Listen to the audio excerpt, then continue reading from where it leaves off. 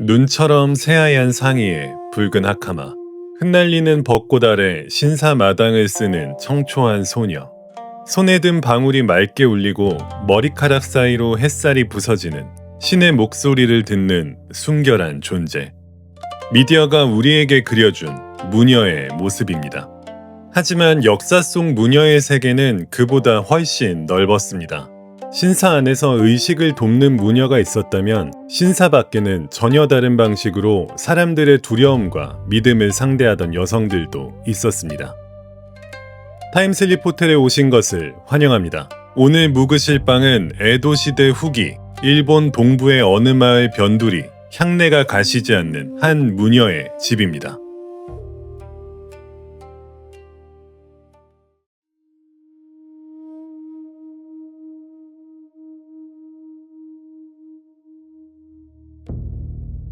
차갑다.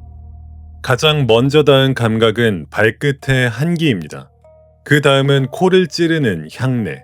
오래 묵은 다다미에서 올라오는 곰팡 냄새. 어디선가 들려오는 낮은 연불 소리. 당신은 눈을 뜹니다. 세상이 또렷하지 않습니다. 천장의 낡은 들보는 어두운 줄무늬처럼 흔들리고 창호지 너머로 스며든 아침빛은 희뿌연 띠처럼 떠 있습니다. 손을 들어 눈앞에 가져가도 손가락 마디조차 보이지 않습니다. 당신은 10살 남짓한 소녀입니다. 그리고 앞이 보이지 않습니다. 동북지방에서는 시력을 잃은 딸을 둔 부모가 아이의 살 길을 마련하기 위해 영매의 집으로 보내곤 했습니다. 당신의 아버지도 며칠 전 당신을 이 집에 두고 갔습니다.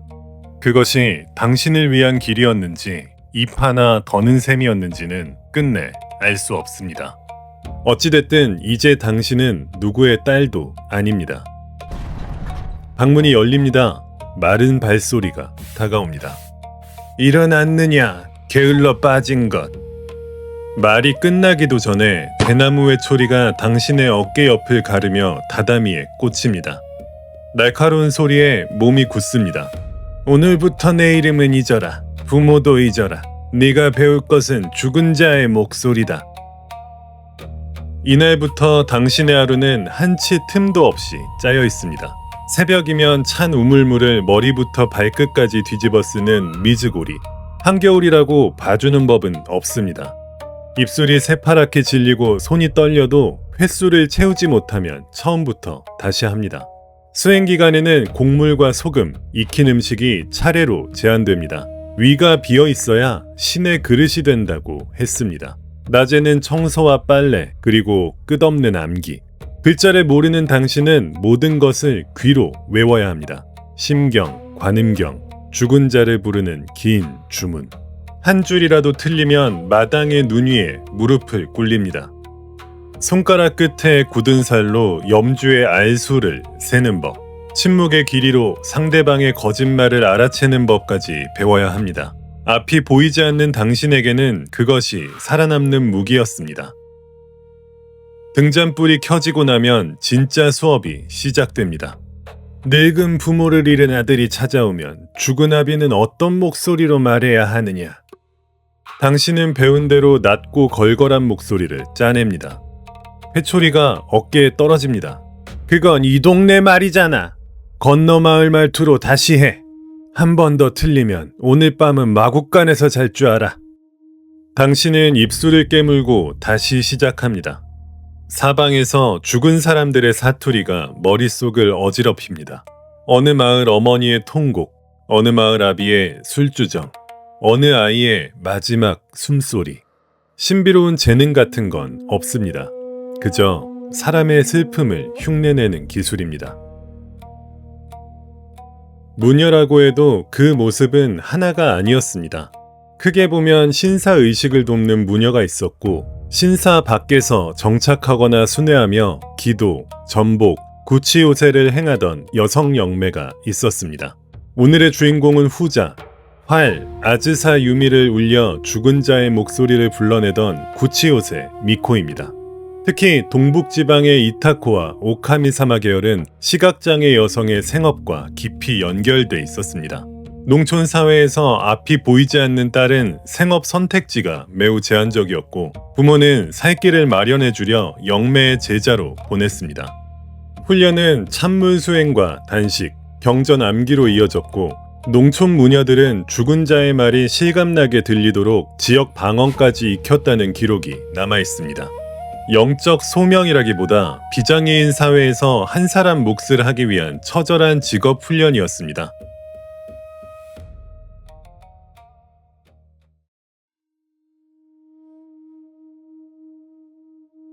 몇 해가 흐릅니다.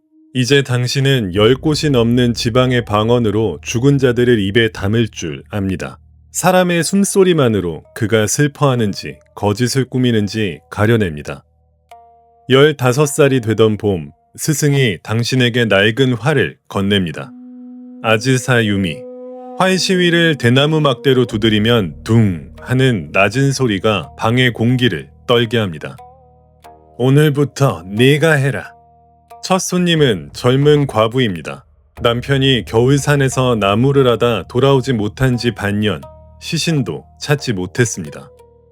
당신은 등잔 하나만 켠 어두운 방에 그녀를 앉힙니다.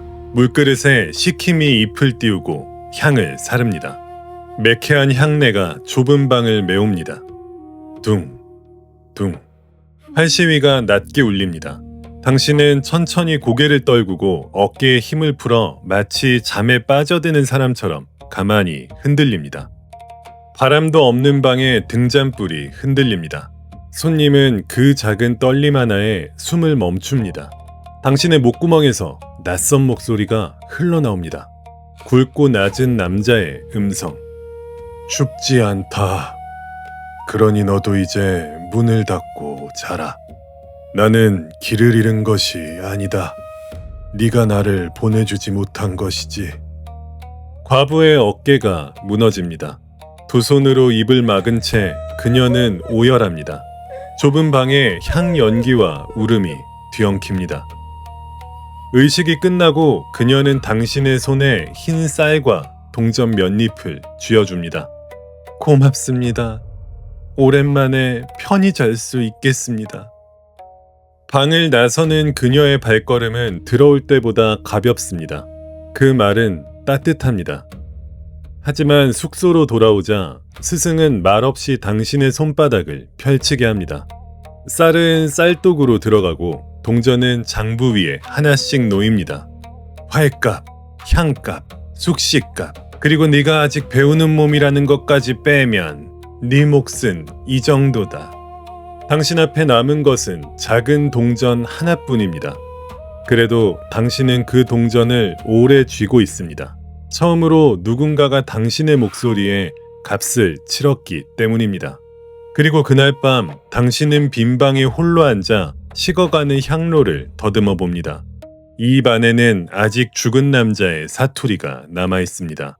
그 말이 정말 죽은 남편의 것이었는지 당신이 짜낸 거짓이었는지 당신조차 알 수 없습니다. 다만 한 사람이 당신의 목소리로 오늘 밤 잠들 수 있게 되었습니다.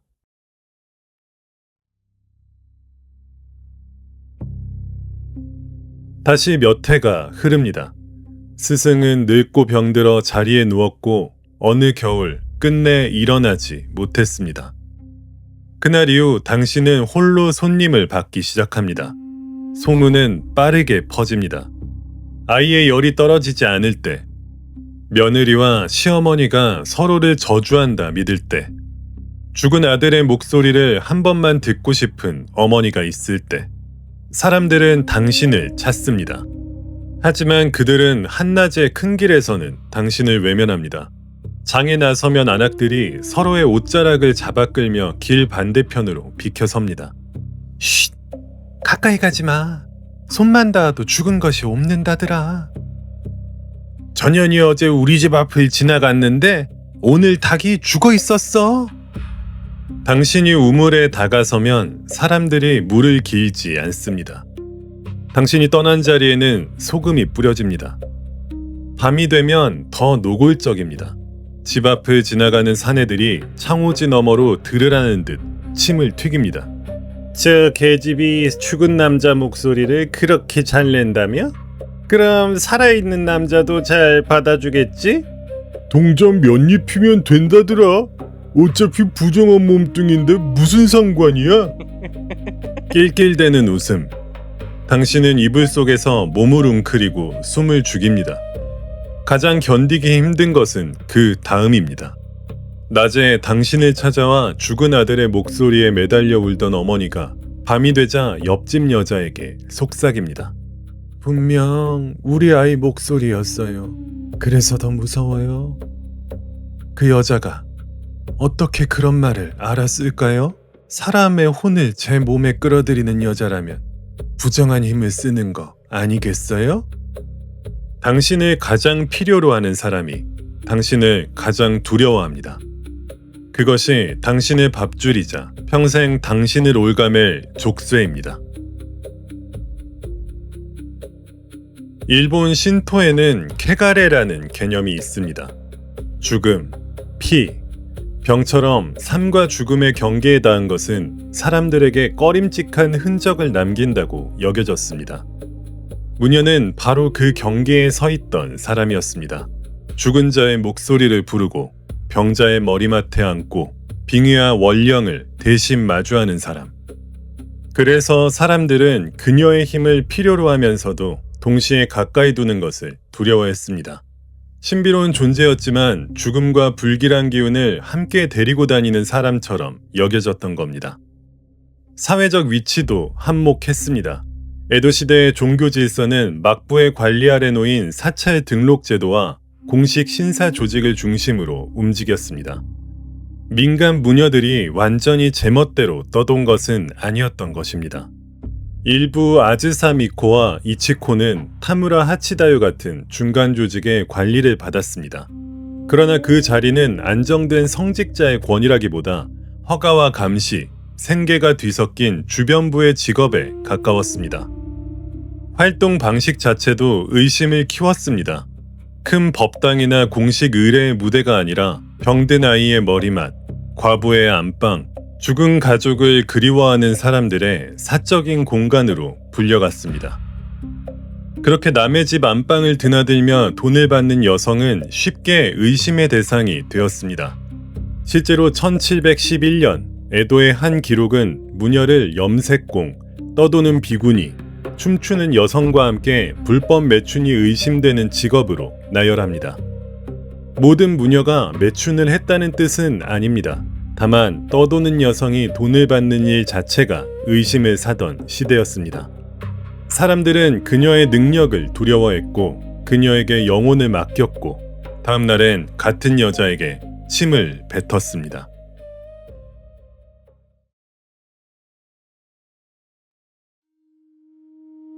어느 해 가을, 한 농부가 당신의 문을 두드립니다.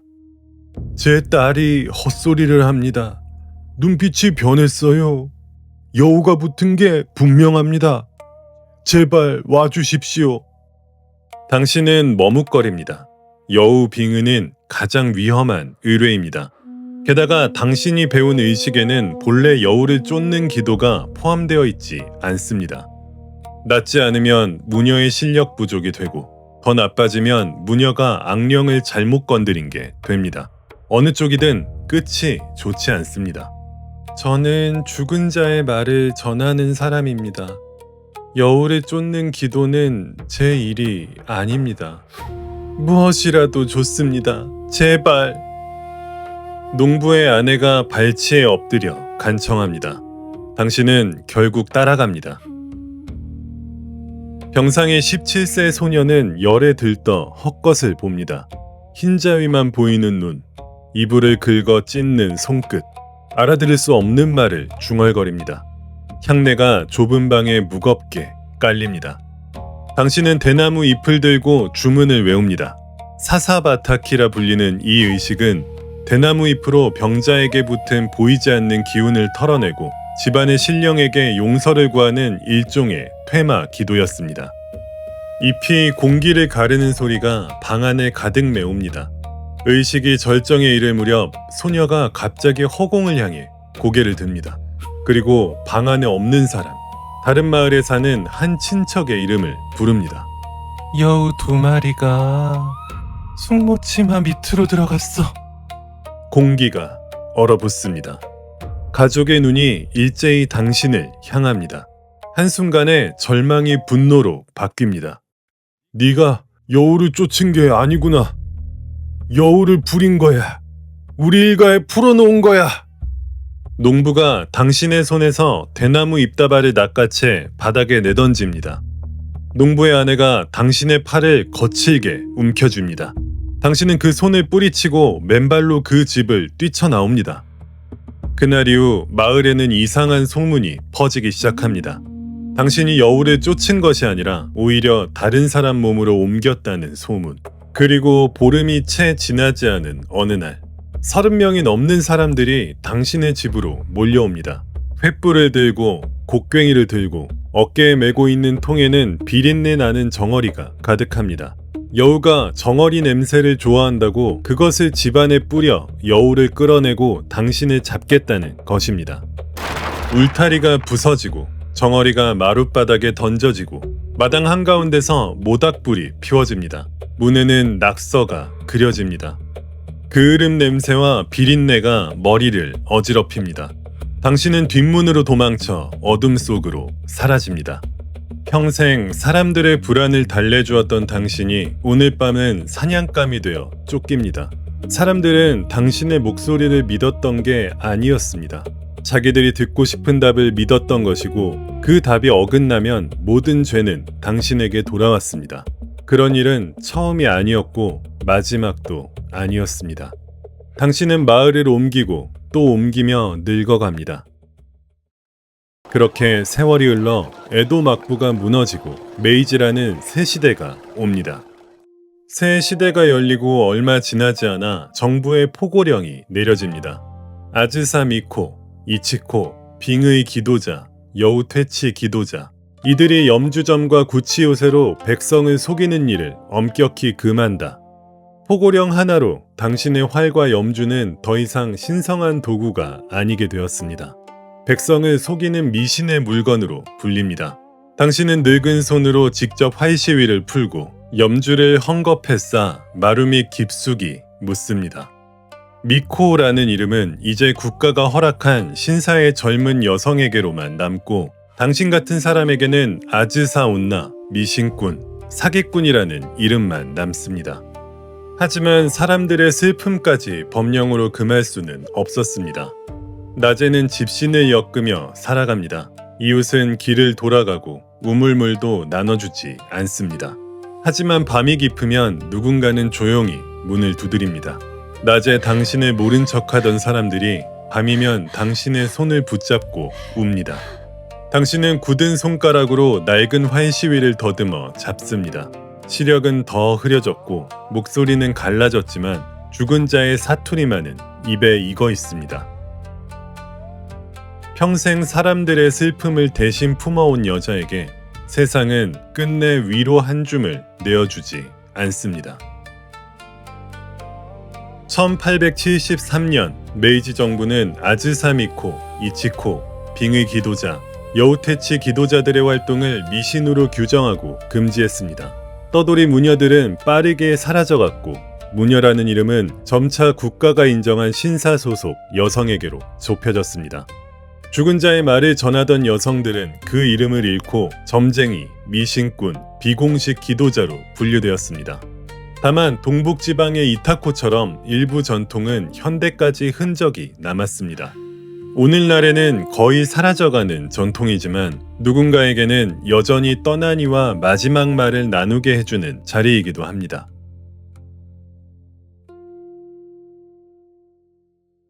타임슬립 호텔, 이제 현실로 돌아갈 시간입니다. 붉은 아카마의 청초한 무녀, 그 모습이 거짓인 건 아닙니다. 다만 무녀라는 한 단어 안에는 우리가 미처 떠올리지 못한 다른 삶도 함께 들어있었습니다. 향내와 정어리 비린내, 그리고 부서진 울타리 속에서 살아간 여자들이요. 역사가 한 가지 모습으로만 기억될 때 그 그늘에 가려지는 삶이 있습니다. 그 가려진 자리를 들여다보는 일은 때론 낯설지만 그만큼 가치 있는 일이죠. 창밖의 평온한 도시 불빛과 함께 오늘 밤은 부디 평안하시기를 바랍니다. 타임슬립 호텔은 또 다른 시대의 객실로 여러분을 기다리고 있겠습니다. 시청해주셔서 감사합니다.